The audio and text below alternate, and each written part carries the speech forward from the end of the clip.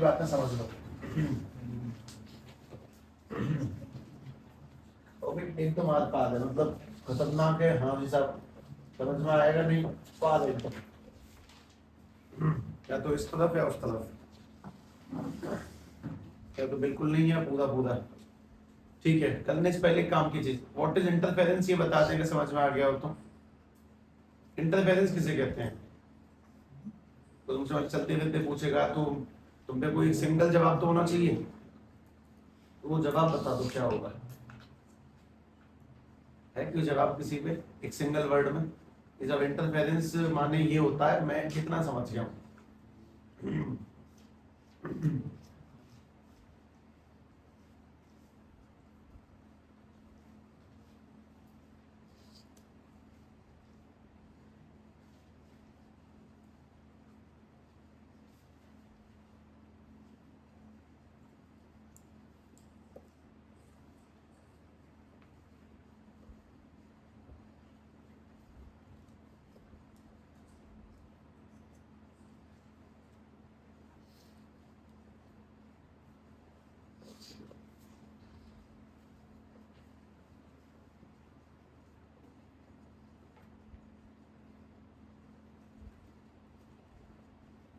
नहीं है कोई सिंगल वर्ड आंसर?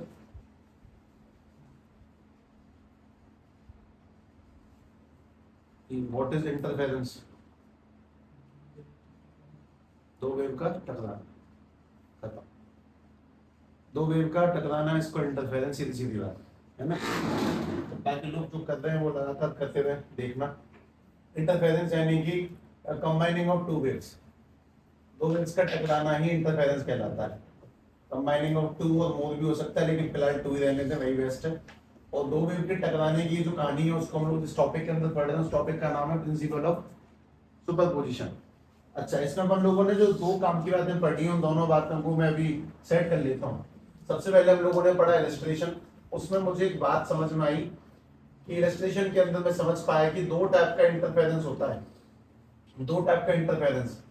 अब पहला कौन सा टाइप का था? कंस्ट्रक्टिव। इसका क्या मतलब है? कंस्ट्रक्टिव का क्या मतलब है? कंस्ट्रक्टिव इंटरफेरेंस यानी कि जब दोनों वेव की एनर्जी जुड़ जाएगी, दैट इज कंस्ट्रक्टिव इंटरफेरेंस। और दूसरा, जब दोनों वेव की एनर्जी घट जाएगी, दैट इज डिस्ट्रक्टिव इंटरफेरेंस। ठीक है, फिर हम लोगों ने कल एक बहुत सिंपल सी बात ऐड करी इसके अंदर। ऐड ये करी कि जो कंस्ट्रक्टिव इंटरफेरेंस है और जो डिस्ट्रक्टिव इंटरफेरेंस है वो किस चीज पे डिपेंड करता है? दो चीज पे। दोनों चीज एक ही बात नापती हैं, लेकिन दोनों के अलग अलग नाम है। एक था फेज डिफरेंस। फेज डिफरेंस को किस लेटर से रिप्रेजेंट करते हैं? फेज लेटर किससे रिप्रेजेंट किया गया है? पाई से। और उसके बाद में पाथ डिफरेंस किस लेटर से रिप्रेजेंट किया गया है? पाथ डिफरेंस यानी कि डेल्टा एक्स से। एक छोटी सी बात ये, फेज डिफरेंस का मतलब है सीधी सीधी बात कि दोनों वेव्स के एंगल में कितना अंतर है। एंगल यानी कि इसकी यूनिट रेडियन होती होगी कहीं ना कहीं अपने आप में। और पाथ डिफरेंस यानी कि दोनों वेव की डिस्टेंस में कितना अंतर है, कौन सी आगे चल रही है कौन सी पीछे चल रही है, डिस्टेंस। तो इसकी यूनिट क्या होती है? मीटर। अच्छा, अब तुम लोगों को जब ये बात समझ में आई तब तुम्हें दो सिंपल जवाब निकालने, कंस्ट्रक्टिव इंटरफेरेंस के लिए और डिस्ट्रक्टिव इंटरफेरेंस के लिए। फेज डिफरेंस क्या होगा कंस्ट्रक्टिव का? 2 पाई, 4 पाई। उसको इकट्ठा एक बार में लिखेंगे तो क्या लिखा जाएगा? दैट इज 2n पाई। मतलब कि अगर 2 का अंतर है, 4 का अंतर है, 6 का अंतर है तो कंस्ट्रक्टिव बनेगा। और डिस्ट्रक्टिव का क्या अंतर था? दैट इज 2n माइनस के 1 या फिर प्लस के 1 पाई। लेकिन अगर इसी बात को एंगल की फॉर्म में बोलने की बजाय मैं पाथ डिफरेंस से बुलवा दूं तो कितने लैम्डा? n lambda. और अगर यहाँ पे लेंगे तो कितना? n लैम्डा अपॉन में 2। n लैम्डा अपॉन में 2 नहीं है, यहाँ पे प्राइम नंबर आएंगे जहां तक है, तो यहाँ पे कुछ ऐसा लिखा होगा 2n प्लस माइनस के 1 लैम्डा अपॉन में 2। अच्छा, काम की बात ये कि ये भी वही कहानी दिखाती है जो कि ये वाले लोग दिखा रहे हैं, लेकिन दोनों में डिफरेंस है। ये एंगल की फॉर्म में और ये वाला किसकी फॉर्म में? डिस्टेंस की फॉर्म में। एक ही बात है और दोनों अलग अलग फॉर्म्स में क्रिएट होने वाली चीजें हैं जो कि मुझे आनी चाहिए। मैंने कल तक तुम्हें एक बहुत सिंपल सीधी सीधी बात समझाई, उसको और ध्यान से देख लें। अगर कोई मुझसे बोलता है कि डेल्टा पाई की वैल्यू है 4 पाई, तो यहीं से सोच कर बताओ डेल्टा एक्स की वैल्यू क्या होगी? 4 पाई। ये पहली बात, कौन सा इंटरफेरेंस? कंस्ट्रक्टिव या डिस्ट्रक्टिव?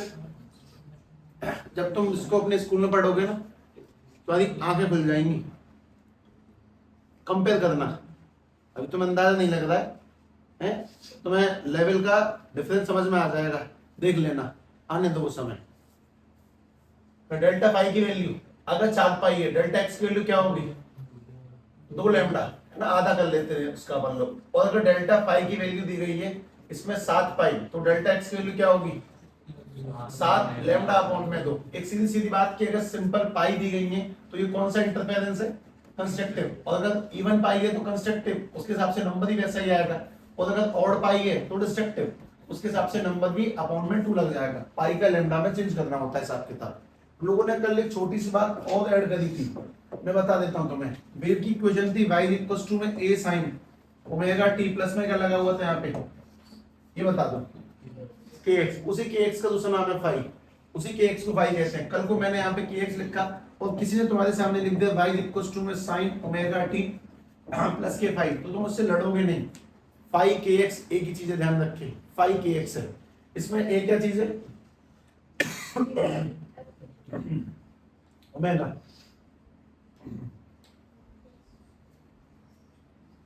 ओमेगा क्या चीज है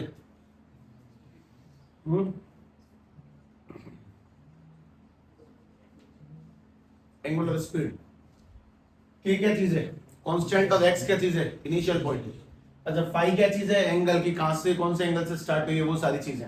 अच्छा इसी में और काम की बात है, सुने ध्यान से कि अगला पड़ाव स्टार्ट यहीं से होने वाला है। अगर हमारे पास में ये 2 वेव टकराने की बात चल रही है, तुम ये बताओ कि तुम कौन से ऑप्शन के साथ तैयार हो। मैं तुम्हें 2 ऑप्शन देता हूं, दोनों ऑप्शन बताना तुम कौन से ऑप्शन के साथ में कंफर्टेबल, बस ये बताना ध्यान से। जैसे कि अपने पास में एक वेव ये रही जो कि यहां से स्टार्ट हुई है, और दूसरी वेव ये रही जो कि थोड़ा पीछे स्टार्ट हुई है। मैं इस बात को ध्यान नहीं रख रहा कि वो उससे मिल रही है कि नहीं मिल रही है, हाथ अच्छा बैठे मिल गई कोई दिक्कत नहीं। उसके बाद आपस से मैं तुम्हें एक ऑप्शन और दिया, अपने पास में ये कोई वेव है जो कि यहां चल रही है। अच्छा एक मिनट, मैं रेड वाली को घटा दूं पहले, ये सुने, ये देखो वेव,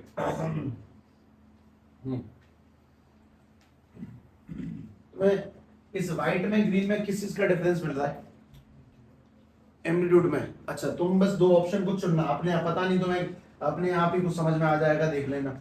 और दूसरी भी मैंने यहां से निकाल दी। तुम्हें बताओ कि कौन सा ऑप्शन अच्छा है हमारी पढ़ाई को आगे बढ़ाने के लिए, मतलब मैं टॉपिक को आगे स्टार्ट करूं तो ए ऑप्शन ज्यादा सही है कि बी ऑप्शन ए, क्यों, तुम्हें किस बात से आपत्ति नहीं है और किस बात से आपत्ति है मैं बताता हूं तुम्हें। देखो तुम्हें इस बात से कोई आपत्ति नहीं है कि हमारी ये वाली वेव का एम्पलीट्यूड कम है, इसका एम्पलीट्यूड ज्यादा है, इससे ना कोई आपत्ति नहीं है।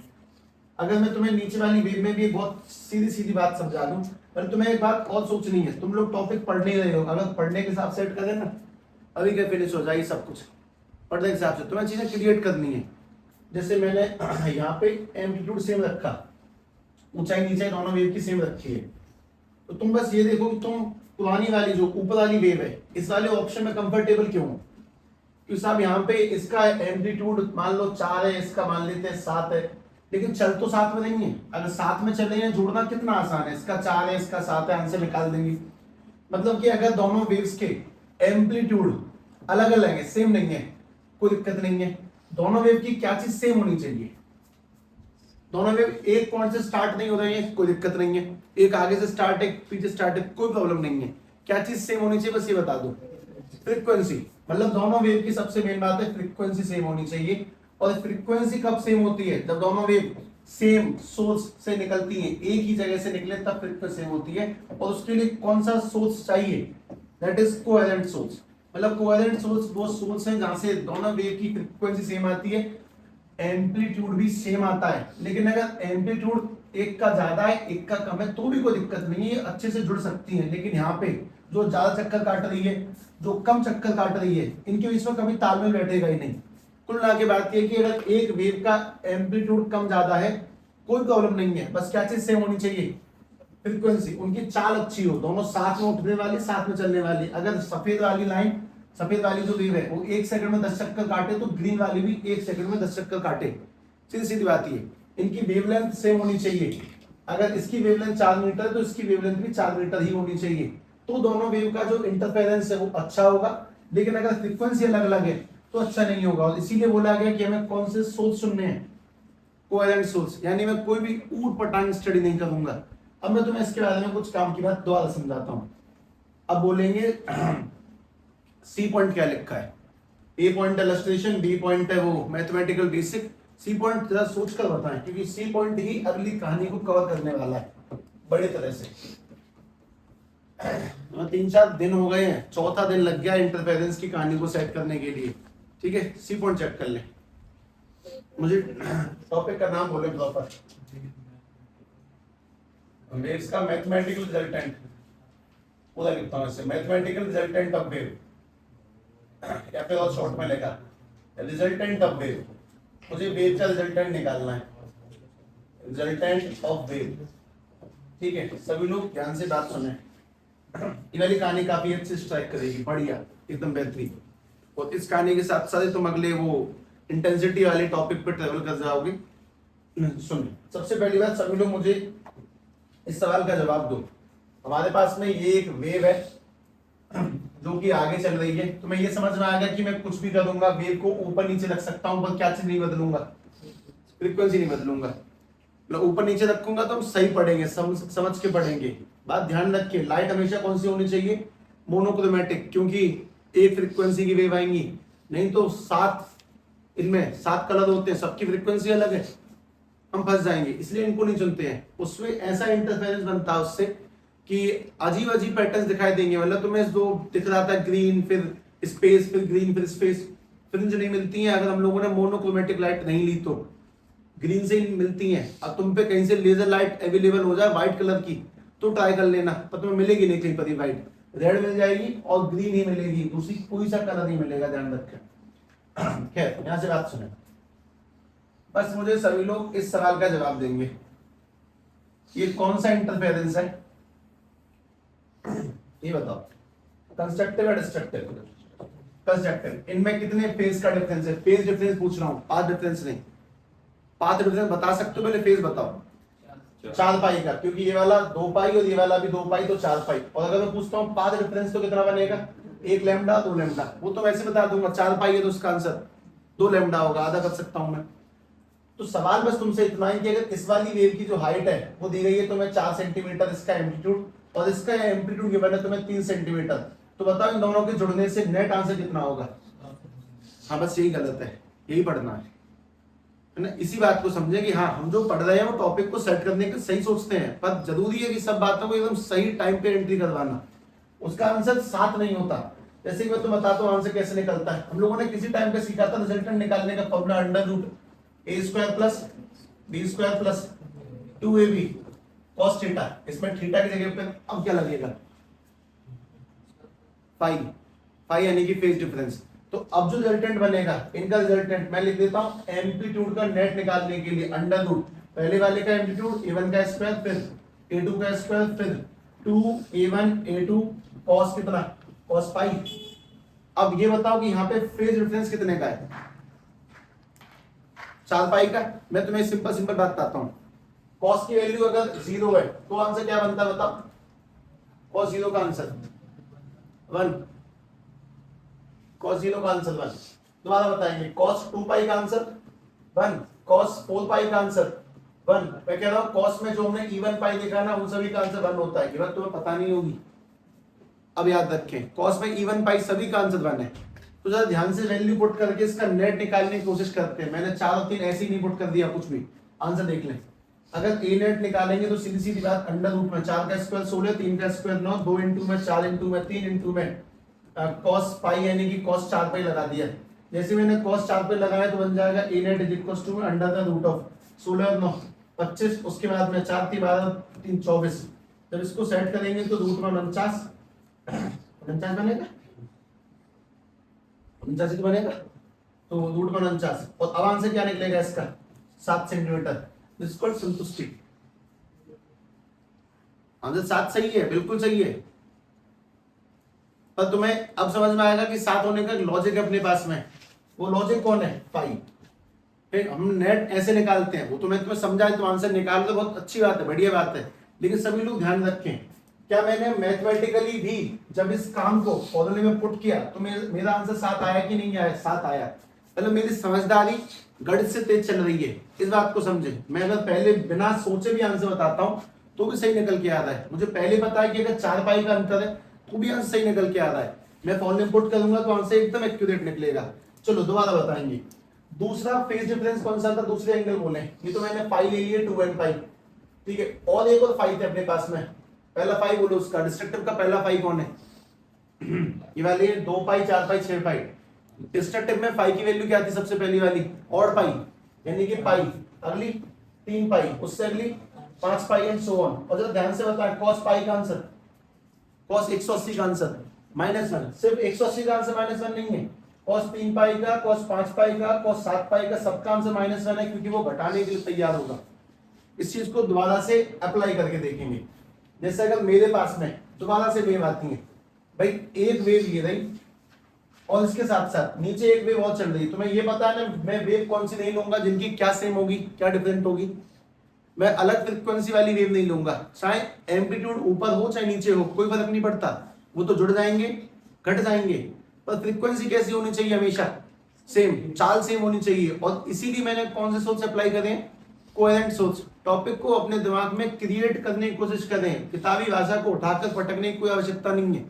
खैर, अगर मैंने अपने सामने वेव कुछ ऐसे करके बना दी, हाँ भाई तुम्हें ये तो पता ही है कि कौन सा इंटरफेरेंस बनेगा।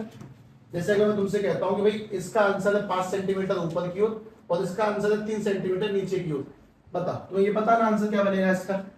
कंस्ट्रक्टिव है डिस्ट्रक्टिव? डिस्ट्रक्टिव। और कितना नेट निकल के आएगा? 2। ऊपर की ओर आंसर 2 बैठेगा, मतलब दोनों मिलेंगी तो इस बार 8 नहीं आएगा, आंसर 2 आएगा। उसका रीजन, उसका जो हमारी बुद्धि वाला रीजन है वो एक सब, एक ऊपर है एक नीचे। लेकिन ये बात तुम्हें समझ में आ रही है? ये बात ऐसे समझाई नहीं जाती है, ये बात यूं समझाई जाती है कि देख भाई यहाँ पे फेज डिफरेंस बता कितने का, बता। एक चक्कर कटा 2 पाई और फिर आधा कटा तो 3 पाई। तो ये बात जब प्रैक्टिकली समझाई जाती है तो ऐसे समझाते हैं कि देख भाई ए नेट निकालने का तरीका है अंडर रूट में a1 square plus a2 square plus के 2a1 a2 cos पाई। तो ये पाई पल्ले पड़ गया, पाई कौन है?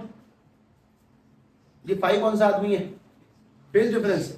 जब इसको सेट करेंगे तो ए नेट इज इक्वल टू में अंडर द रूट ऑफ 5 का स्क्वायर 25, 3 का स्क्वायर 9, 2 इंटू में 5 इंटू में 3, और इस बार फेज डिफरेंस कितना दिया गया? cos 3 पाई। तुम ये समझो कि मैंने जो तुम्हें पहले पढ़ा दिया मैं काम वही करवा रहा हूं, मतलब मैं शायद उस लैंग्वेज में करवा रहा हूं जैसे एनसीईआरटी में होता है। चैप्टर पहली बार में पढ़ने में बहुत टाइम लगाता है, जब इसका रिवीजन उतरेगा एक बार में सूटा सूट टॉपिक जाते हैं एकदम खिंच के, 1 से 2 दिन में पूरा इंटरफेरेंस सेट हो जाता है। तो हमने मेहनत करी हो तब, ये वही मेहनत चल रही है, बात समझे। जब इसको सेट करेंगे तो ए नेट इज इक्वल टू में 5 का स्क्वायर 25, 3 9 34 माइनस के 15 दूनी 30, और जब इसका आंसर निकालेंगे तो रूट 4, और 4 का रूट कितना होगा? 2। तो अपने पास में ए नेट की वैल्यू क्या निकल के आ गई? 4। अब तुम लोग मुझे बहुत सिंपल बात बता दो, अगर इवन पाई है तो cos क्या आंसर देगा? हमेशा 1। जब cos 1 देगा आंसर तो दोनों के दोनों एम्पलीट्यूड एक बार में जुड़ जाया करेंगे। अगर इसका 4 है इसका 3 है तो जुड़ के आंसर कितना आएगा? हमेशा 7, डायरेक्ट आंसर आएगा। और अगर हमारे पास में cos ने दिया ऑड पाई, तो ऑड पाई में दोनों के दोनों एम्पलीट्यूड घट जाएंगे क्योंकि वो देगा -1, और तब हमारे पास में कौन सा इंटरफेरेंस बनेगा? डिस्ट्रक्टिव। मतलब बात वही चल रही है लेकिन मैथमेटिकली चल रही है।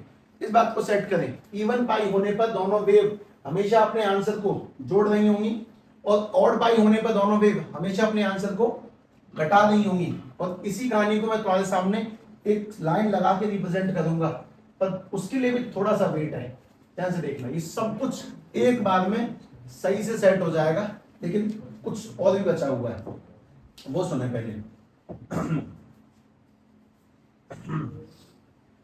चलो एक सवाल का जवाब। पहली बात तुम्हें ये मैथमेटिकली समझ में आता है ना, कोई बड़ी चीज तो नहीं है, वही है जो हमने पढ़ा उसको बस मैंने मैथमेटिकली दिखा दिया, बस यही था तुम्हारा सी पॉइंट, इतना सा।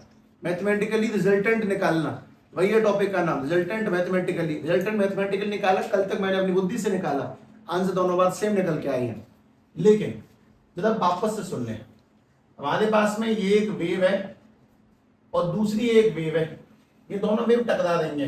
बस एक सिंपल सवाल का जवाब दे, कुछ नया नहीं बता रहा हूं, जितना पढ़ाना था मैंने सब पढ़ा दिया। ये बता दे कि दोनों वेव के टकराने से निकलने वाला रिजल्टेंट आखिर डिपेंड किस बात पे करेगा। ये दोनों एक सेम सोर्स से आएंगे, ऐसा मान लो सेम जगह चल देंगे, ये दोनों वेव टकराएंगी, तो इनसे निकल के जो आंसर आएगा वो किस मेन बात पे डिपेंड करेगा। बिल्कुल सेम ही है सबकी, क्या बात पे डिपेंड करेगा? फेज पर। अगर दोनों एक सेम फेज में आके मिल गई, इवन पाई के फेज में आ गई, तो इनका आंसर जुड़ जाएगा। सादा का सादा मेन रोल प्लेयर कौन है? Phase difference. और अगर ऑड पाई में आ गई तो उनका आंसर घट जाएगा। अब ध्यान से बात सुने, अगर मैं कहता हूं कि सब पहली वाली वेव की इक्वेशन है a1 sin omega T plus के kx1 यानी कि फाई 1, और दूसरी वाली वेव की इक्वेशन है a1 sin a1 नहीं a2 sin omega T plus के kx2। तुम एक बात समझो कि मैं तुम्हें इसमें अगर पढ़ने को बोलूं तो ध्यान से पढ़ना। मैंने ओमेगा सेम क्यों रखा है? ओमेगा पे 1 2 क्यों नहीं लगाया? कि दोनों की स्पीड सेम है। अच्छा, उसके बाद में मैंने x1 x2 क्यों लगाया? क्योंकि मैं बताना चाहता हूं कि दोनों वेव जरूरी नहीं है कि एक जगह स्टार्ट हो, एक आगे से पीछे स्टार्ट हो सकती है। मैंने a1 और a2 क्यों लगाया? क्योंकि ये भी जरूरी नहीं है कि दोनों वेव की एम्पलीट्यूड सेम होनी चाहिए। एक का अगर 5 है, एक का 3 है, तो आंसर कुछ भी बैठ सकता है। 4 का रूट 2 होना चाहिए, 4 क्यों लिखा? ठीक है, मतलब क्या चीज सेम रहेगी वो तुम जरा इसमें देख लो। a1 a2 सेम नहीं हो कोई दिक्कत नहीं है, इनिशियल पॉइंट सेम ना हो कोई दिक्कत नहीं है, लेकिन इसकी स्पीड सेम होनी चाहिए। अब दूसरी बात सुनो, कि जो नई वेव आएगी, नई वेव जो निकल के आएगी इसमें से, उसका जो भी आंसर होगा वो किस बात पर डिपेंड करेगा? a1 a2 पर, ओमेगा पर, कि kx1 पर? नया आंसर किस बात पे डिपेंड करेगा? इस kx1 को हम लोग कुछ ऐसा कह सकते हैं। फिर तुम बताओ, इस वेव का जो आंसर है a1 a2 ओमेगा पर, kx1 पे, या a1 a2 पे, किस पे डिपेंड करेगा? kx1 पे, kx1 x2 पे। उनके अंतर जो होंगे वो अंतर डिसाइड करेंगे कि इवन पाई है कि ऑड पाई है। उस हिसाब से वेव जुड़नी चाहिए या फिर घटनी चाहिए। एक ऊपर है एक नीचे है, कितनी ऊपर है कितनी नीचे है, उससे कोई फर्क नहीं पड़ता। और इसी बात को तुम्हें यह समझना है कि अगर मैं तुमसे पूछता हूं भैया मुझे देख के बता इस जगह पे कि फेज डिफरेंस कैसे निकालेगा, फेज डिफरेंस कैसे निकालेगा, डेल्टा फाई कैसे निकालेंगे, इन दोनों की चाल का अंतर कैसे निकालेंगे? घटा के, इन दोनों को आपस में घटा दो। जैसे इसको बताता हूं, तो ये स्टार्ट हो रही है 0 से, ये स्टार्ट हो रही है पीछे वाले किसी माइनस के 3 पाई से। जब मैंने 0 में से घटाया तो मुझे फेज डिफरेंस मिला 0 माइनस 3 पाई, तो आंसर बन जाएगा 3 पाई का। वैसे ही यहां का फेज डिफरेंस निकालेंगे तो कैसे निकलेगा? kx1 माइनस kx2, तो डेल्टा फाई की वैल्यू आ जाएगी k कॉमन में डेल्टा x, तो अपने पास में डेल्टा फाई इक्वल टू में k डेल्टा x। एक फॉर्मूला बना, शायद मेरे पास ये बात पहले से आ चुकी है, phi equal to k delta x। तुम्हें थोड़ी सी चुभ रही होगी लेकिन 2 मिनट और इसकी चुभन खत्म कर देता हूं। इसमें k क्या चीज है? What is k? Constant. Constant की वैल्यू तुम्हें कभी पता नहीं होती अपने जीवन में, जब मैं बताऊंगा तब पता लगेगी, वो तुम्हें याद रखनी होती, तुम्हारी जिम्मेदारी है। तो मैं तुम्हारे सामने k की वैल्यू बता रहा हूं, डेल्टा फाई इक्वल टू में k की वैल्यू 2 पाई अपॉन में लैम्डा डेल्टा x। इसको सभी लोग लिख लें एक बार ध्यान से, ये तीसरे पॉइंट में चल रही कहानी सारी की सारी। डेल्टा फाई यानी कि 2 पाई अपॉन में लैम्डा डेल्टा x। और जैसे मैं तुम्हारे सामने इस कहानी को खोलूंगा तो समझ में आएगा कि बकवास सिस्टम है पढ़ाई लिखाई, बढ़िया है समझदारी। समझदारी से जो आंसर तेज आते हैं उन चीजों से कभी नहीं आते, तो भी समझदार। इसके बाद देख लो, सबसे पहली बात, दोनों वेव के टकराने से आने वाला आंसर किस बात पर डिपेंड करेगा? इनकी चाल के अंतर पे। तो मैंने चाल में अंतर दिया, चाल में अंतर देके वो डेल्टा एक्स बन गया। तुमने डेल्टा एक्स कल पढ़ा था, तुमने कल डेल्टा एक्स पढ़ा था। कंस्ट्रक्टिव का डेल्टा एक्स क्या था? एन लैम्डा, और डिस्ट्रक्टिव का क्या था? 2n plus minus 1 lambda upon में 2। खैर इस कहानी को लिखें, इसके बाद बस एक पढ़ाव और ही काम खत्म हो जाएगा, सी खत्म हो जाएगा।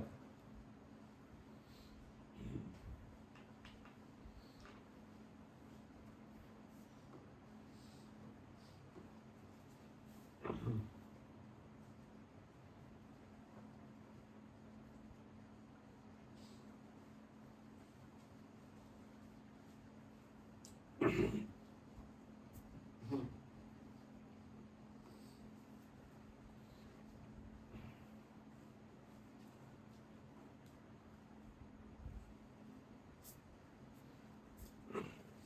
क्या लिख रही हो वो मैं तुम्हें समझा।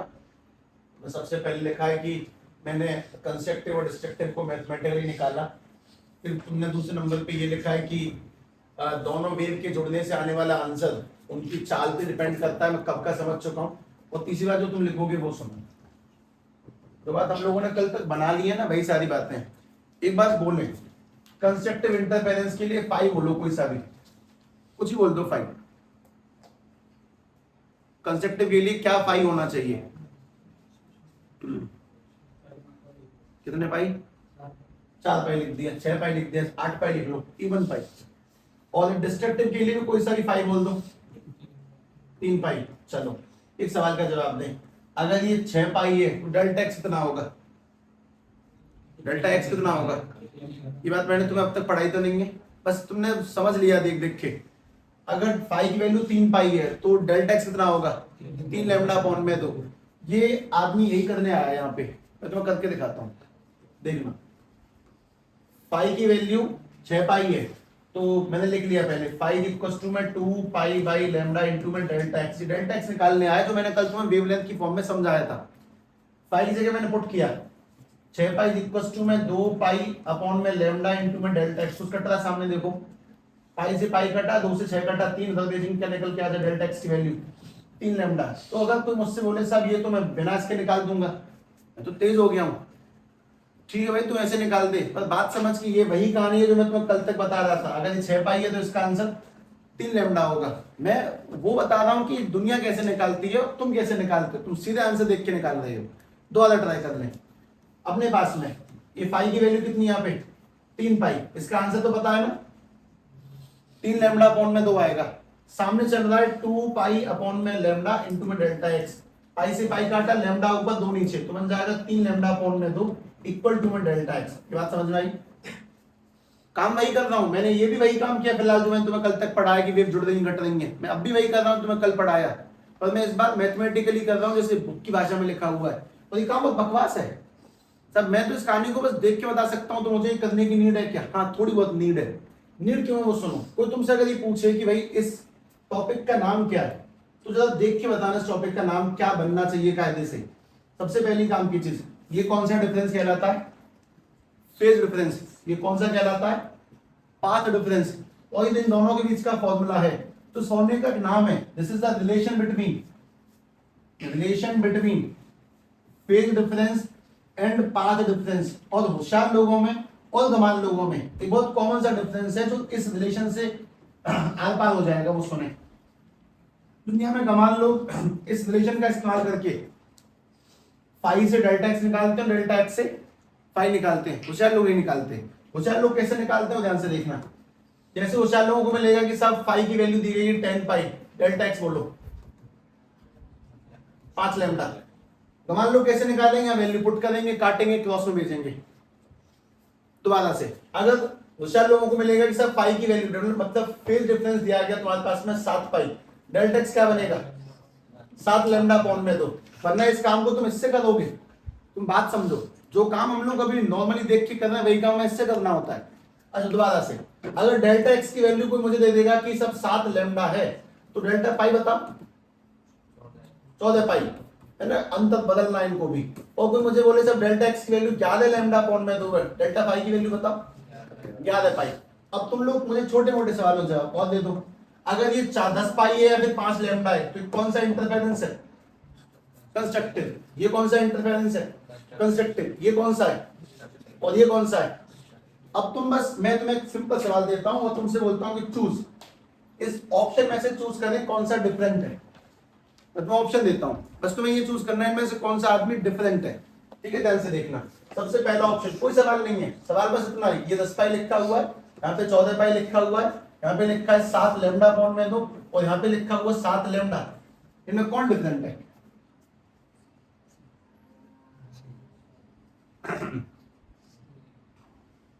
क्या डिफरेंस है इन चारों में? कौन अलग है और क्यों अलग है? कोई सवाल नहीं है, बस सिंपल पूछ रहा हूं। ये 10 पाई तुम्हें क्या शो कर रहा है कि फाई की वैल्यू 10 पाई, यानी कौन सा इंटरफेरेंस बनेगा, कंस्ट्रक्टिव। इसमें कैसा बनेगा, कंस्ट्रक्टिव। इसमें कैसा बनेगा, कंस्ट्रक्टिव। इसमें कैसा बनेगा। अब मैंने इसमें दो दो ऑप्शन दिए मिला के, मैंने तुम्हें फेज डिफरेंस में सवाल दिया और पाथ का भी दिया, तो तुम्हें देख के समझ में आया कौन सा अलग है। अच्छा, इस बात को भी समझो, मतलब ये ज्यादा समझे कि मैं तुम्हें शायद वेव ऑप्टिक्स पढ़ा नहीं रहा हूं, मैं तुम्हें कुछ आईक्यू देने की कोशिश कर रहा हूं, उस पर थोड़ा ध्यान दें।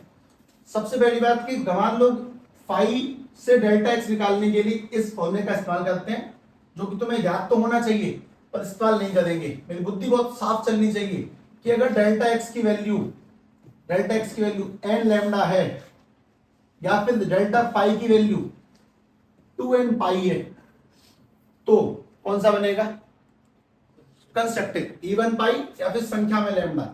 अगर डेल्टा पाई की value 2n plus minus 1 odd pi है और डेल्टा एक्स की value 2n plus minus 1 lambda upon में 2 है, तो कौन सा बनेगा, डिस्ट्रक्टिव। बहुत लंबे समय चलने वाली कहानी, अब मैं इस पे लौट के दोबारा नहीं आऊंगा। डी पॉइंट लिखते हैं, डी पॉइंट लिखा है तुम्हारा इंटेंसिटी। मतलब बुद्धि में ये बात सेट हो जानी चाहिए। दो वेव का मिलाप आदमी के देखने पे डिपेंड करेगा, वो एंगल की फॉर्म में देखना चाहता है कि डिस्टेंस की फॉर्म में। डिस्टेंस को पाथ डिफरेंस कहते हैं और एंगल को फेज डिफरेंस कहते हैं। हमें दोनों में चेंज करना आना चाहिए, हमें दोनों की बात समझ में आनी चाहिए, लैम्डा पाई में कन्वर्ट करना आना चाहिए, और उसके लिए फॉर्मूला है, इस्तेमाल नहीं करेंगे, ठीक है, ध्यान रखें। अच्छा भाई, अब इंटेंसिटी किस चीज का नाम है वो सुनो। इंटेंसिटी बहुत सिंपल चीज का नाम है। ये क्या कम हो गया,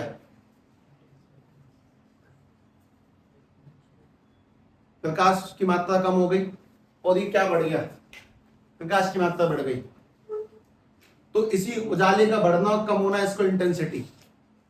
अच्छा, अब इसी कहानी को स्टडी करना। जैसे जब दोनों वेव मिली तो दोनों वेव के मिलने से उनका एम्पलीट्यूड बढ़ गया, तो उनकी एनर्जी भी बड़ी होगी, इंटेंसिटी बड़ी होगी, प्रकाश की मात्रा बड़ी होगी। कितनी बड़ी, वो इंटेंसिटी निकालनी है, और उसके लिए हमें चाहिए बहुत डीप डाउन नॉलेज, जो तुम्हें मैं बताता हूं, क्योंकि तुम्हें पक्का ही ये तो कभी तुमने सुना तक नहीं होगा।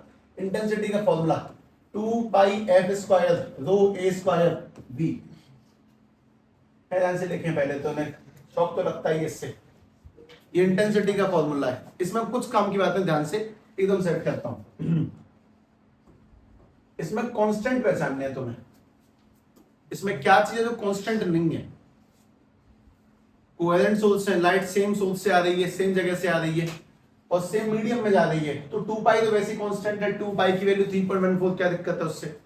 लाइट अगर सेम मीडियम में चल रही है, मैंने जो इंटरफेरेंस किया तो मैंने बस लाइट को हवा से काट दिया, हवा में पहुंचा दिया, तो उसकी स्पीड भी सेम है, सेम मीडियम में स्पीड नहीं बदलती है।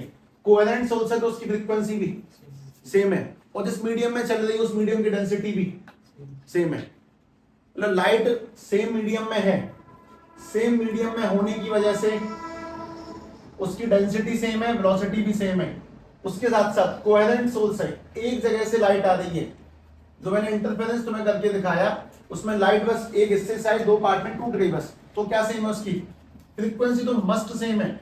और मैं तुम्हें साफ साफ बोल रहा, अगर एम्पलीट्यूड सेम ना भी हो, एक ऊपर हो एक नीचे, कोई दिक्कत नहीं है, वो जुड़ जाएंगे घट जाएंगे, पर फ्रीक्वेंसी सेम होनी चाहिए। अगर ये सारे के सारे कांस्टेंट को मैं हटा दूं तो क्या लग जाएगा, प्रोपोर्शनल। कांस्टेंट हटने से प्रोपोर्शनल लगता है और प्रोपोर्शनल हटने से कांस्टेंट लगता है। या फिर मैं तुम्हें ये बोलना चाहता हूं कि इतनी सारी बातें याद करने से बढ़िया तुम ये याद करो, आई इक्वल्स टू में इन सब की जगह पर एक के लगा दिया और ए स्क्वायर।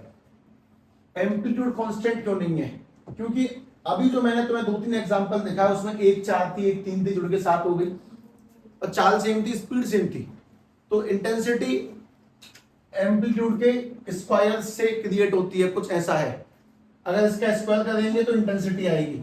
कोई तुमसे बोले कि मैंने किसी वेव के एम्पलीट्यूड को 2 गुना बढ़ा दिया, इंटेंसिटी कितनी बढ़ जाएगी, 4 गुना, कुछ ऐसा हिसाब किताब है, कुछ है हल्का फुल्का ऐसा, ठीक है। लेकिन इस बात को हमें कहां पे सेट करना वो सुनो जरा। छोटे से सवाल का एक बहुत सिंपल सीधा जवाब देना। मैंने यहां लिखा कंस्ट्रक्टिव इंटरफेरेंस, यहां लिखा डिस्ट्रक्टिव इंटरफेरेंस, ठीक है। फेज ऑब्वियसली वही होगा 2n पाई, जिसमें कॉस क्या वैल्यू देता है 1 देता है कॉस। ये भी छोड़ो, इतना क्यों लिखना, बस सीधे जवाब, सीधे सीधे। इसका एम्पलीट्यूड है A1, दूसरे का जो एम्पलीट्यूड है उसके साथ ही चल रही है उसका A2। ये बताओ इसका नेट कितना होगा, नेट बताओ। इसका 4 है, इसका 3 है, नेट कितना होगा, जुड़ेगा ना, सीधी सीधी बात। तो वो बन जाएगा A1 प्लस A2, एकदम सही बात है, सब जुड़ेगा। मैं इसको ड्राइव करना चाहता हूं, वैसे ड्राइव भी कर सकता हूं, पर मैं ड्राइव करूंगा नहीं, मैं ड्राइव कर लिया, हो गया। दोबारा से, अगर अपने पास में ये लहर है कि सब इसका जो एम्पलीट्यूड है वो A1 है, और जो दूसरी वाली वेव आ रही है उसका जो एम्पलीट्यूड है वो A2 है, तो इनका नेट अब क्या होगा बताएंगे। इनका नेट क्या बन के आएगा, A1 माइनस के A2, ज्यादा में से कम वाला घट जाएगा तो A1 माइनस के A2 बचेगा। तो अगर एम्पलीट्यूड जुड़ रहा है तो कौन सा इंटरफेरेंस है, कंस्ट्रक्टिव, वो कौन सा है, घटने पर डिस्ट्रक्टिव। लेकिन अब इसमें सुने, इंटेंसिटी कैसे निकलती है। इंटेंसिटी निकलती है एम्पलीट्यूड के रूट से। तुम बात ऐसे नहीं समझोगे, इस बात को जरा ध्यान से इस जगह पर सुनना। इसको नीचे लिया, इसको के नाम के कांस्टेंट को, तो आई अपॉन में के इक्वल टू में ए स्क्वायर। अच्छा, इसको हटाएंगे तो क्या लगेगा उसके ऊपर, रूट, तो ए इक्वल टू में रूट आई अपॉन में रूट के। अब के तो कांस्टेंट है, उसको कोई नहीं मानता, कांस्टेंट हटेगा तो क्या लगेगा, कांस्टेंट में रूट आई। इसका क्या मतलब है, इसका मतलब ये समझे कि अपने पास में ये कोई वेव है जिसकी इंटेंसिटी I1, ये कोई वेव है जिसकी इंटेंसिटी है I2, दोनों के मिलने से जो इंटेंसिटी का नेट आएगा वो क्या नेट निकलेगा, बस ये सवाल है। यहां पर भी ये कोई वेव है, इसकी इंटेंसिटी I1, इसकी इंटेंसिटी I2, तो इन दोनों के जुड़ने से इनका नेट क्या बनाएगा, वो नेट बताना है।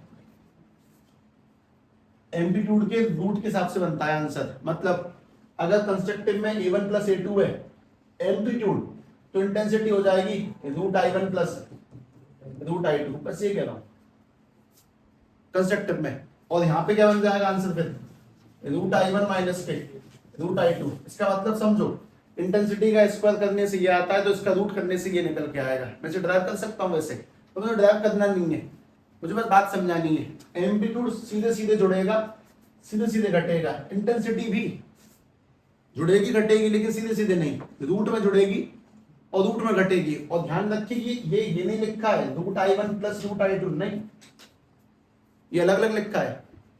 ये रूट पे I1 प्लस रूट पे I2 है, इस बात को बिल्कुल ध्यान से देख लें, ये गलत है और ये सही है जहां लिख रहा हूं। बस यहां से तुम्हें ये लिखना है कि दो वेव की इंटेंसिटी कैसे मैच होगी, वो समझ लें। जैसे एम्पलीट्यूड जुड़ता और घटता है, वैसे इंटेंसिटी भी जुड़ती और घटती है। तो रूट में है ना।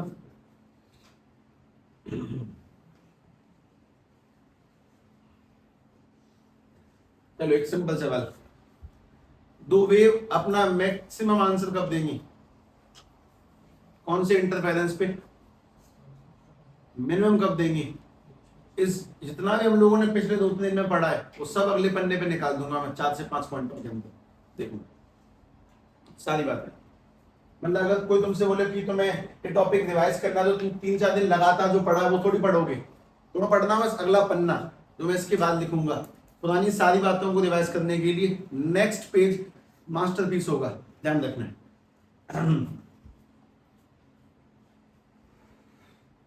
है ना। और टॉपिक ना दिमाग में घुसाने की कोशिश करें कि किस बुद्धि से तुम्हारे सामने रिप्रेजेंट किया जा रहा है। ये वो नहीं है जो तुम्हें नोट्स में देखने को मिलेगा, देख के समझ जाओगे, इसे ही समझाना कहते हैं।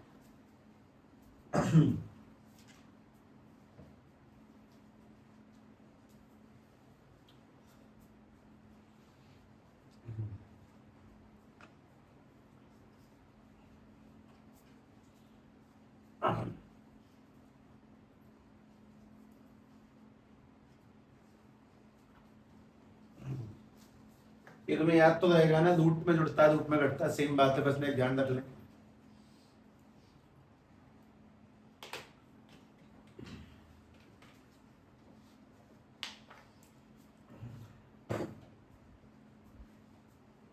वैसे ये बहुत काम की चीज है, ठीक है। अब अगले पन्ने पे आ जाए।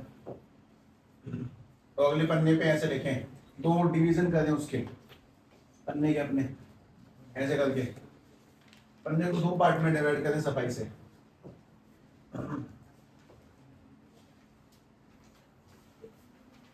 टोटल जितना भी हमने पढ़ा उसका निचोड़ है यहाँ पे। अगर तुम्हें रिवीजन करना पड़े इन चीजों का, जहां से हमने प्रिंसिपल ऑफ सुपरपोजिशन स्टार्ट किया है, तो तुम्हें यहां से रिवाइज करना है और कहीं से नहीं। पहला कंस्ट्रक्टिव इंटरफेरेंस। इतने लंबे लंबे टॉपिकों को चलाने के लिए भी नहीं सीखना चाहिए, पढ़ने के लिए तो चाहिए चाहिए। फिर डिस्ट्रक्टिव इंटरफेरेंस, क्योंकि उसमें हर वक्त ये मन में रहती है कि साहब क्या सही शब्दों का प्रयोग हो रहा है कि नहीं, के बाद दिमाग तक पहुंच भी रही है कि नहीं। पेशेंस बहुत बड़ा टेस्ट है इन जगहों पे।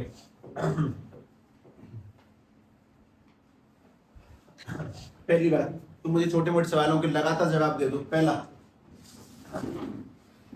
इंटरफेरेंस क्या चीज है? दो वेव का टकराना। दो वेव के टकराने से उनकी एनर्जी जुड़ेगी या घटेगी, इस बात को कौन डिसाइड करेगा? उनका फेज यानी एंगलों का डिफरेंस। एंगल का डिफरेंस अगर कैसा होगा तो अच्छा बनेगा आंसर, इवन पाई, और कैसा होगा तो बुरा बनेगा, ऑड पाई। उसी के दो नाम है, सी आई और डी आई। अच्छा, अगर किसी को एंगल में नहीं देखना वो जवाब तो किस में देख सकता है? पाथ में। पाथ में यानी कि लेमडा की फॉर्म में देख सकता है, और किसी का मन है तो किसकी फॉर्म में देख सकता है? पाई की फॉर्म में। कौन सी फॉर्म अच्छी है, पाई या लेमडा? पाई। उसमें क्योंकि मैं under root A square B square 2ab cos theta लगा लेता हूं, इसलिए पाई अच्छा है। डेल्टा एक्स में देख रहे हैं नॉलेज के लिए, लेकिन पाई बेहतरीन आदमी है। डेल्टा एक्स का काम आएगा एक्सपेरिमेंट में। हमें लिखें अब ध्यान से, सभी लोग पहला पॉइंट बताएंगे। कंस्ट्रक्टिव में ए नेट कैसे निकलता है? आंसर बताओ। आंसर a1 प्लस a2, वो सीधे सीधे जुड़ जाएगा क्योंकि दोनों का एंगल सेम होगा। इवन पाई पे वैल्यू क्या बनेगी? 1, और 1 पे आंसर डायरेक्ट प्लस हो जाता है दोबारा से। कंस्ट्रक्टिव में इंटेंसिटी का नेट कैसे निकलता है? Root i1 plus root i2। ठीक है, ये बात तुम्हें समझ में आई कि तुम क्या कर रहे हो? वेव की बात है, मैंने लाइट का तो कुछ छिड़कानी करी नहीं है। हमने पूरा हिसाब किताब पानी मान के वेव को पढ़ दिया। मैंने अभी तक लाइट नाम का खेल स्टार्ट नहीं करा है, बस स्टार्टिंग में रिफ्लेक्शन डिफ्लेक्शन में कुछ नियम समझाए थे, कुछ खास नहीं। दूसरा पॉइंट, डिस्ट्रक्टिव में ए नेट कैसे निकलेगा? डिस्ट्रक्टिव में ए नेट निकलेगा सीधी सीधी बात, a1 माइनस के a2, और आई नेट कैसे निकलेगा? रूट i1 माइनस के रूट i2। ये बात मैंने बहुत तेजी से निकाली। ठीक है भाई, यहां आ जाए। कंस्ट्रक्टिव में फेज डिफरेंस क्या होगा? फेज डिफरेंस यानी कि उनकी चाल का अंतर। बोले तो डेल्टा पाई क्या होगा बताओ? कंस्ट्रक्टिव में फेज डिफरेंस, दोनों वेव में कितना अंतर होना चाहिए? पहले 0 0, उसके बाद में 2 पाई, कोई अंतर नहीं है, और बढ़िया। उसके बाद में कितना? 2 पाई, उसके बाद में 4 पाई, उसके बाद में 6 पाई एंड सो ऑन। इससे अच्छा मैं क्या लिख सकता हूं? डेल्टा पाई। इतनी सारी लाइनें लिखने से बढ़िया एक शब्द को समझना सीख जाऊं ना, कि 2n पाई भी वही बात है, 2n पाई लिख सकता हूं।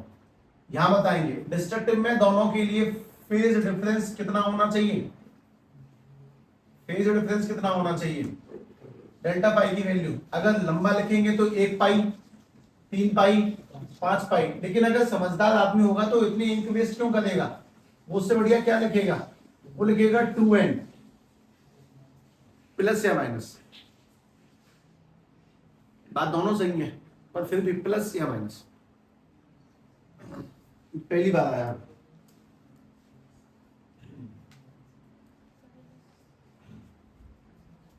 +1 पाई, माइनस में क्या गड़बड़ है बताऊंगा। दोनों अलग अलग चीज ना, 19-20 का फर्क है बस। ठीक है, देखना प्लस है तो अच्छा ही है ना, तुम्हारे लिए तो बढ़िया ही है। अगला, पाथ डिफरेंस। अगर किसी आदमी को एंगल की फॉर्म में नहीं देखना है तो किस में देखेगा वो? डिस्टेंस की फॉर्म में, यानी कि वेवलेंथ की फॉर्म में, यानी कि लेमडा की फॉर्म में। ठीक है, दोनों बात समझो। फेज यानी एंगल की फॉर्म में, और पाथ यानी कि डिस्टेंस की फॉर्म में।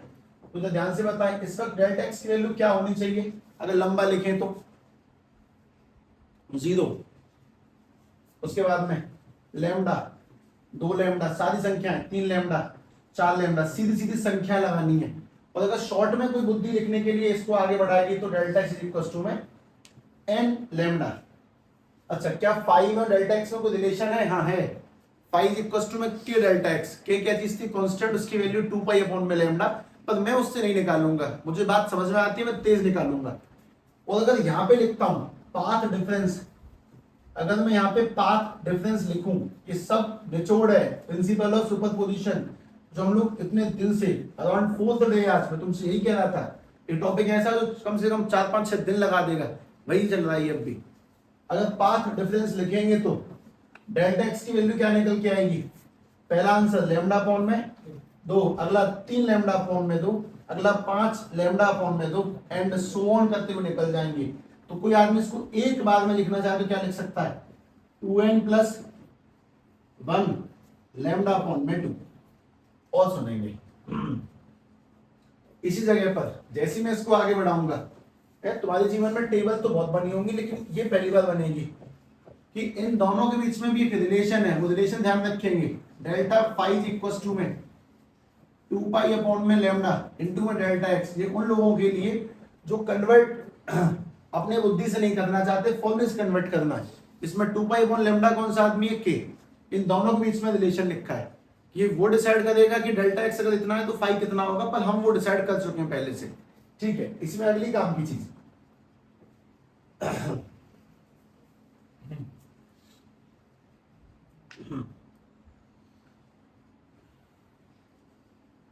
पांचवा पॉइंट, कॉस में जो फाई है, अगर उसमें कॉस की जगह पे 2n पाई मिल जाए तो सभी आंसर कितने होंगे? कॉस 2n पाई पे कितने आंसर देगा? 1, फॉरएवर वो 1 निकालेगा। लेकिन अगर कॉस फाई में आंसर फाई की जगह पर 2n प्लस 1 पाई हो जाए, 2n प्लस 1 पाई हो जाए तो आंसर क्या देगा वो?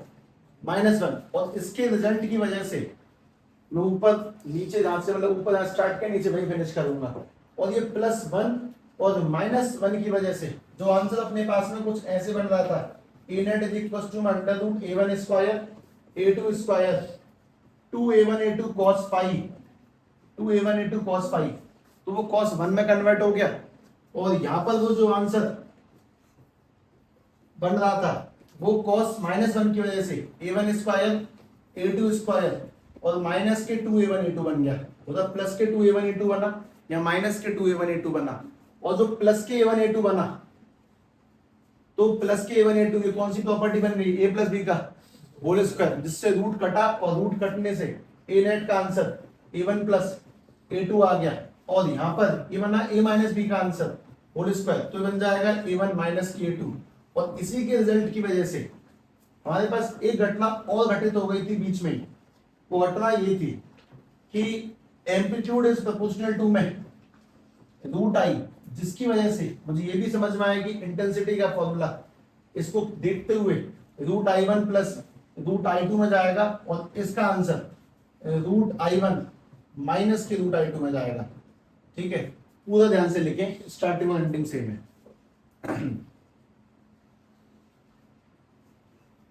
अब बात है कि तुम्हारी बुद्धि से याद करती होगी, मैं कभी याद नहीं करती, मैंने बिल्कुल नहीं हटा आज तक जीवन में स्किल को।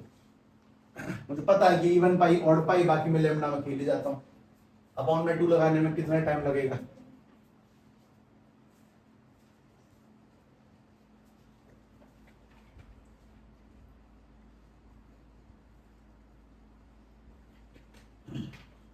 ये बातें तब आती हैं जब कोई हमसे प्रैक्टिकल में या फिर पेपर में एमसीक्यू पूछता है कि कंस्ट्रक्टिव फेज डिफरेंस, सब वो तो याद करना पड़ेगा, मुझे याद नहीं है। तब ये बात निकल के आती, तू मूर्ख है क्या? वो समझने की बात, याद क्या करना, ध्यान रखने की बात, इसमें याद क्या कर रहा है? और कोई नॉर्मली पूछे कि सब फाई की वैल्यू 16 पाई है, डेल्टा एक्स बताइयो, तो लिख रहे हैं 2-2 मिनट तक लगे हुए हैं, पेन गड़ा रहे हैं, बस कॉपी के पन्ने फाड़ दिए, पर आंसर ही निकल रहा है। सामने वाले को मतलब मान लो मैं सामने बैठा हूं, मैं किसी 16 पाई का डेल्टा एक्स बताइयो, अब कर रहा है तो मुझे खुंदक चढ़ रही है उसे देख के, क्या कर रहा है भाई? सीधी बात है, 8 लेमडा कर क्या रहा है इसमें? अगर डेल्टा फाई की वैल्यू कोई तुम्हें बोल दे कि सब 13 पाई है, डेल्टा एक्स बताइए कितना होगा? 13 लेमडा अपॉन में 2, इसमें लिख क्या रहा है? तो उससे अपने आप अंदाजा लग जाता है कि कितनी कंसेप्ट की क्लियरिटी है इसको। खैर इसी कहानी में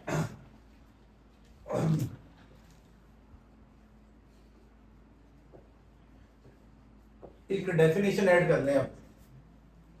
डेफिनेशन का नाम है इंटरफेरेंस।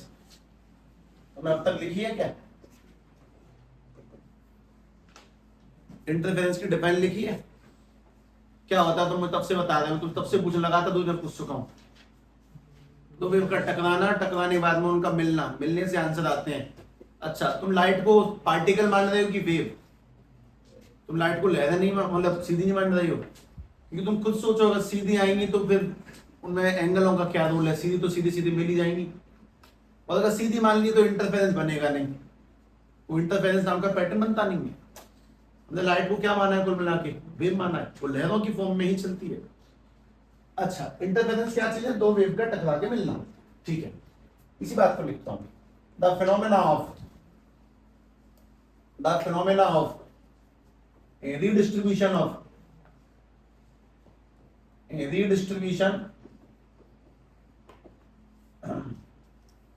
शॉर्ट लिख सकते हैं कैसे?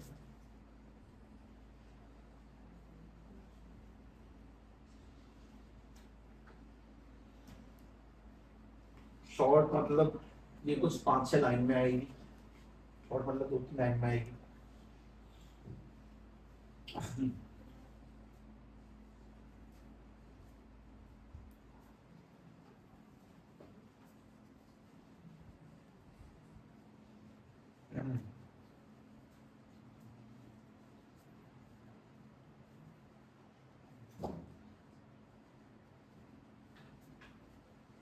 लिखें, the phenomena resultant of light after a redistribution from a source, मतलब किसी सोर्स से डिस्ट्रीब्यूट होने के बाद में लाइट का रिजल्टेंट निकालना, किसी सोर्स से वो टकराने के बाद रिजल्टेंट निकालना।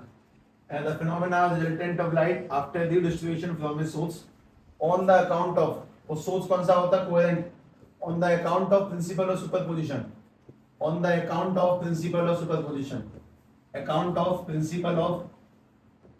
principle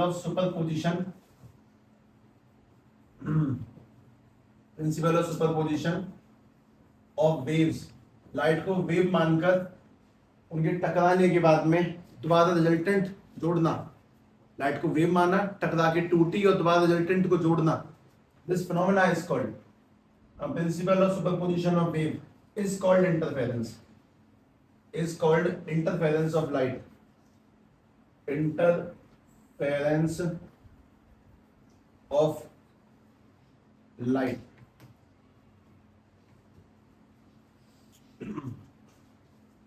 The phenomena of resultant of light after the distribution from a source on the account of principle of superposition। इसका मतलब वही है, लाइट का किसी पॉइंट से टकराने के बाद में आगे जब बढ़ती है दोबारा जब मिलती है तो उसको वेव मान के मिलाते हैं। हम इस हिसाब से मिलाते हैं कि एंगल कितना, रिजल्टेंट क्या बनेगा, ये सब चीजें नापी जाती हैं। तो पहली बात तो तुम अब तक बस इतना पढ़ रहे थे कि प्रिंसिपल ऑफ सुपरपोजिशन क्या चीज है, दो वेव का मिलना, मिलने से आने वाले आंसर, चैप्टर के मैप में। और अगला पॉइंट देखें जो तुमने अभी तक पढ़ा नहीं है।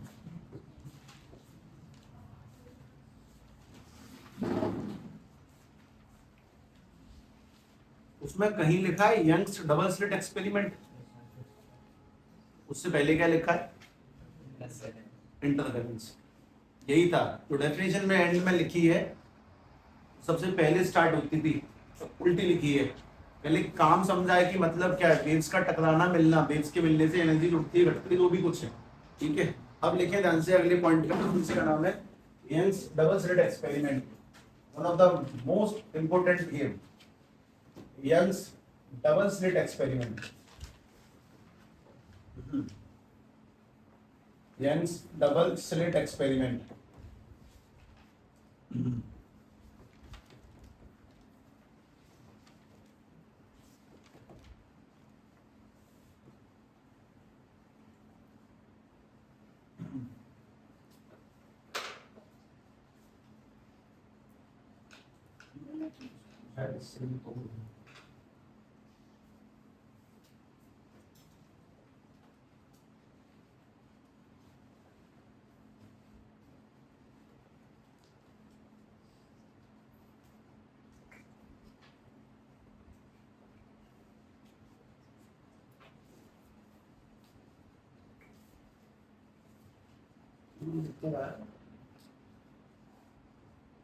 शार्प नहीं है।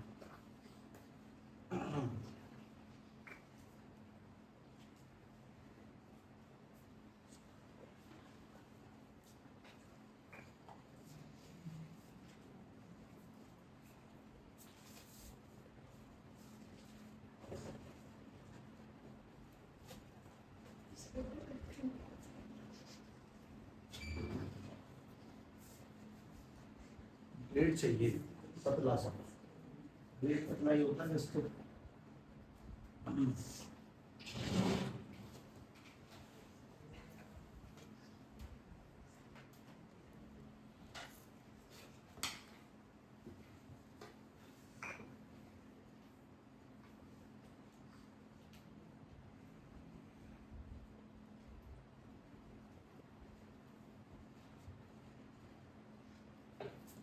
अब यही है इसका डबल स्लिट एक्सपेरिमेंट जो हमने उस दिन करा था। इस पे कम दिखेगा है ना, डिस्टेंस जितनी ज्यादा होगी उतना अच्छा दिखेगा।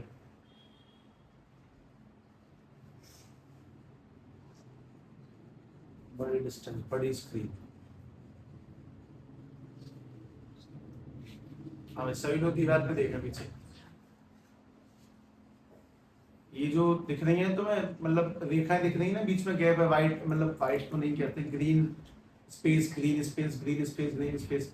ये यंग्स का डबल स्लिट एक्सपेरिमेंट है। उसने एक सिंगल स्लिट से लाइट को दो पार्ट में डिवाइड किया। ये स्लिट, इसको स्लिट कहते हैं। इससे उसने लाइट को डबल स्लिट यानी कि दो पार्ट में डिवाइड किया, और दो पार्ट में लाइट को डिवाइड करने पे अलग अलग फ्रिंज ऑप्टेन हुई। फ्रिंज यानी कि जब जैसी डिजाइन, मतलब dark bright, dark bright, dark bright.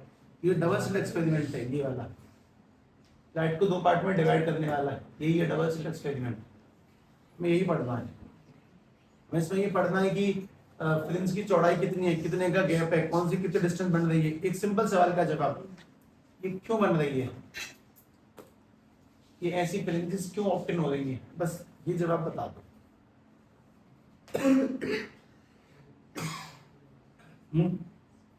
ये इसका बनना किस बात को रिप्रेजेंट करता है, फ्रिंज का बनना किस चीज को रिप्रेजेंट करता है। लाइट एक वेव है, इस बात को कैसे, सब जब यहां से लाइट आई, वेव आई, मतलब तो वो वेव दो पार्ट में टूट गई, और आगे जब वेव बढ़ी तो टकराते टकराते जहां जहां पर वेव कंस्ट्रक्टिव थी वहां पे उजाला था, और जहां जहां पे वेव डिस्ट्रक्टिव वहां पे अंधेरा था, उससे फ्रिंज बनी। मतलब तुमसे कोई बहुत सिंपल सवाल पूछे कि यंग्स का डबल स्लिट एक्सपेरिमेंट किस चीज को समझाता है, तो समझाता है इस बात को कि लाइट वेव है, वो टकराती है, टूटती है, तो वेव की तरह आगे बढ़ती है, पार्टिकल की तरह नहीं। इस कहानी को ऑब्वियसली दोबारा पढ़ रहे होंगे अच्छे से, प्रॉपरली इलस्ट्रेट करके तरीके से, ठीक है, कल करेंगे।